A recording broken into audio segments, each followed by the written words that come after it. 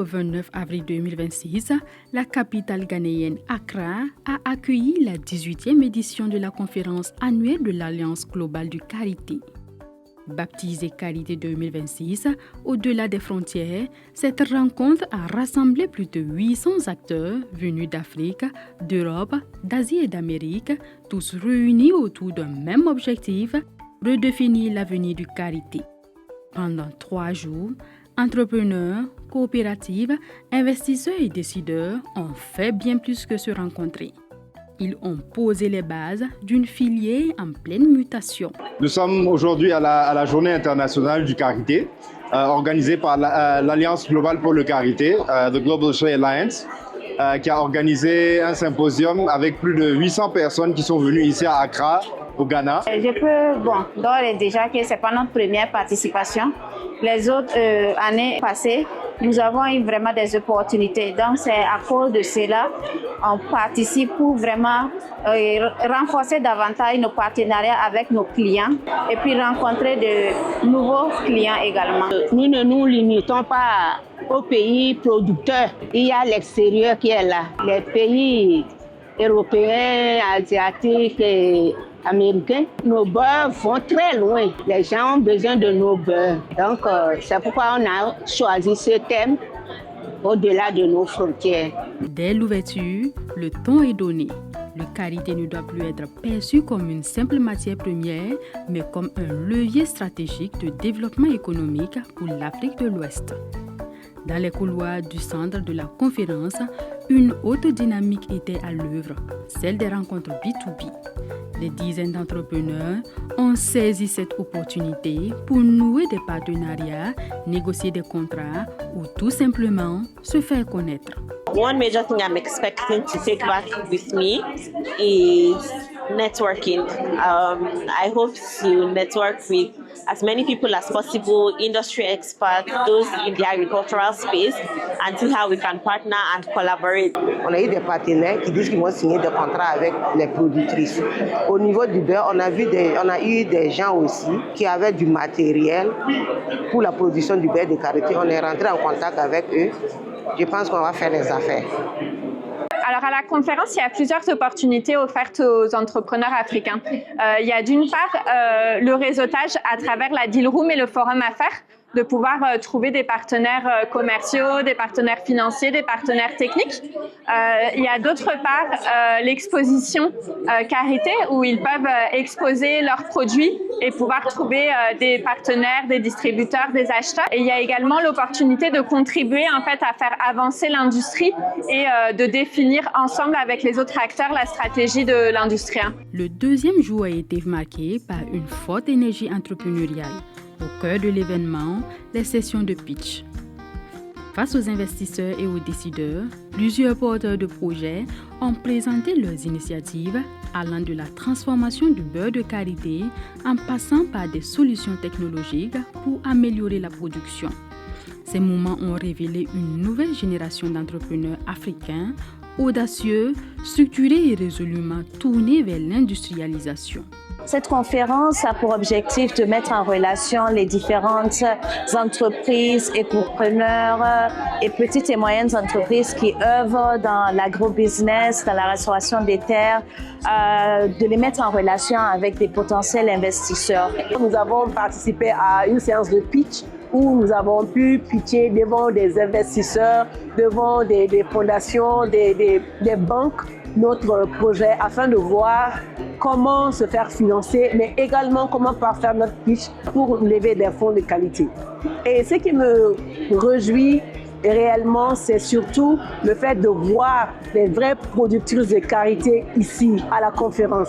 Parce que très généralement, quand on organise ces conférences, elles sont mises en derrière, elles ne sont pas visibles. Les voir discuter avec les entrepreneurs pour des affaires, c'est vraiment le début d'un développement durable. Les discussions étaient très intéressantes. On a eu à parler de ce que nous faisons, on a eu à écouter les différents modèles de travail des différents investisseurs.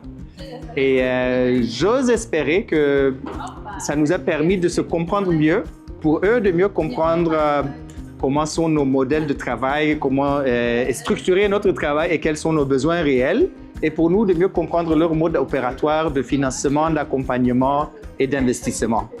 C'était une opportunité pour nous parce que notre entreprise arrivait à un niveau auquel on est en train de chercher des financements. Et aujourd'hui, on avait la possibilité de rencontrer des investisseurs potentiels et aussi des banques, présenter un peu notre projet et avoir la chance d'obtenir ces financements. À Accra, les entrepreneurs membres de l'initiative de la Grande Muraille Verte ont également pris part aux rencontres B2B et au pitch afin de nouer des partenariats. Dans le cadre de la Grande Muraille Verte, on voulait vraiment que les entrepreneurs qui œuvrent dans la Grande Muraille Verte et qui contribuent aux objectifs de la Grande Muraille Verte puissent vraiment être connectés aux acteurs du secteur privé, donc aux investisseurs qui travaillent dans l'espace, pour que leurs efforts soient récompensés par plus de financement.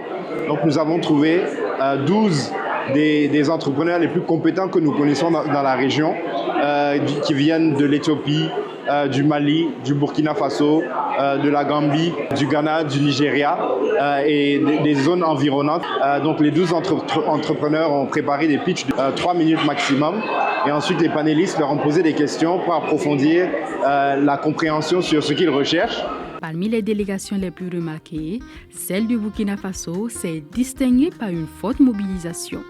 Les acquis majeurs enregistrés sont, entre autres, près de 29 milliards de francs CFA d'intention d'achat du beurre de karité, 21 milliards de francs CFA d'intention d'achat d'amandes et plus de 40 milliards de francs CFA d'investissement annoncés par un partenaire indien pour la mise en place d'un complexe industriel avec une capacité de 500 tonnes par jour.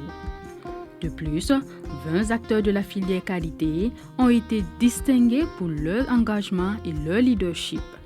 Mieux encore, le Burkina Faso a été désigné pour accueillir la conférence internationale du Karité en 2027. Et nous avons conduit une délégation de 126 personnes composée des 3 maillons de la chaîne de valeur, qu'ils soient de la production, de la transformation ou de la commercialisation. L'idée, c'est d'affirmer le leadership du Burkina Faso dans la sous-région et dans le monde en termes de capacité pour la filière qualité au Burkina Faso. Nous avons rencontré de nouveaux partenaires. On a tissé vraiment de nouvelles relations avec des partenaires qui vont nous accompagner.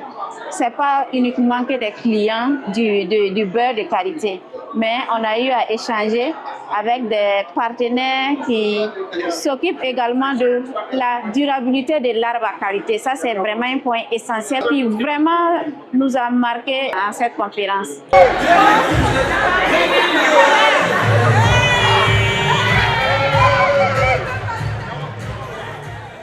Il faut surtout penser à organiser nos mamans dans la collecte des amandes, dans leur conservation, dans la production. Comment faire pour utiliser toutes les étapes nécessaires pour pouvoir avoir une bonne production afin d'en bénéficier de la qualité de tout du produit.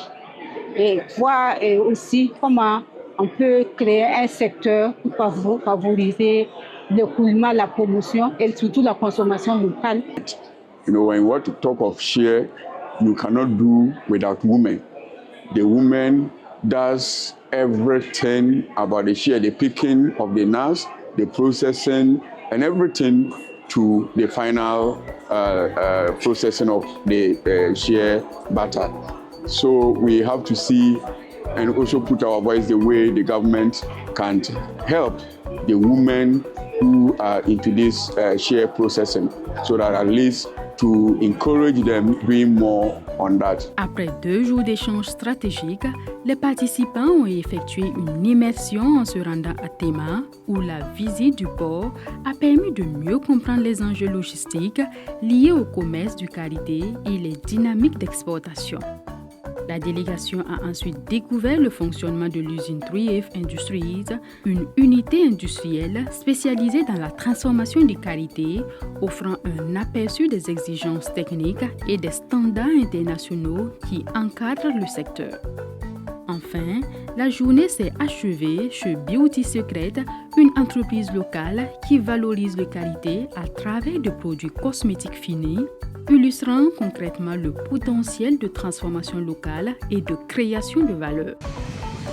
Tema was built in the year 1962 Here in the Port of Tema, we offer 4 main services: vessel handling, stevedore, shore handling, and conservancy services. During 2002, that time, our directors came to know there is plenty unit here. Okay, they came, they studied and established our first factory on other side of the road in Ottawa Street with 125 tons TPD.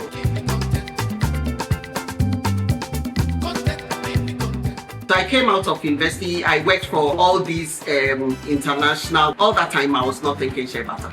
But a time came when I set up a business and the business collapsed and I needed to start again. That is when I remembered that I'd always wanted to, do something beauty. Yeah.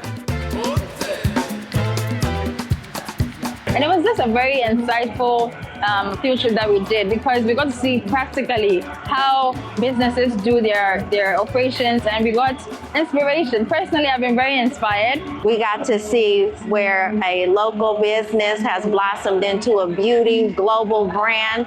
We also went to see a shea nut factory, and we also got to touch and network with all different types of people that produce the shea, that pick the shea, that finance. À l'issue de ces 3 jours à Accra, les participants quittent la conférence avec un sentiment largement positif. Beaucoup se disent satisfaits de la qualité des échanges, des rencontres professionnelles et des opportunités créées tout au long de l'événement. Nous repartons au Burkina très satisfaits parce que nous avons beaucoup de conventions qui ont été cadrées, beaucoup de conventions qui vont être signées, beaucoup de contrats qui vont être signés, beaucoup d'intentions d'achat qui ont été exprimées, que ce soit en beurre, que ce soit en amande. Donc nous sommes très satisfaits des résultats que nous avons obtenus ici à Accra. Je repars de cette conférence avec plein d'espoir, mais également avec des partenariats que j'ai pu nouer avec le Burkina, avec le Togo et également avec le Ghana. Au thème du Carité 2026 à Accra, la filière s'affirme comme un secteur en pleine mutation, porté par l'innovation, les échanges et de nouvelles ambitions industrielles. La forte mobilisation des acteurs, notamment du Burkina Faso, confirme l'importance stratégique de cette ressource pour l'Afrique de l'Ouest. Désormais, le véritable défi sera de transformer ces engagements en actions concrètes pour faire du Carité un moteur réel de développement économique.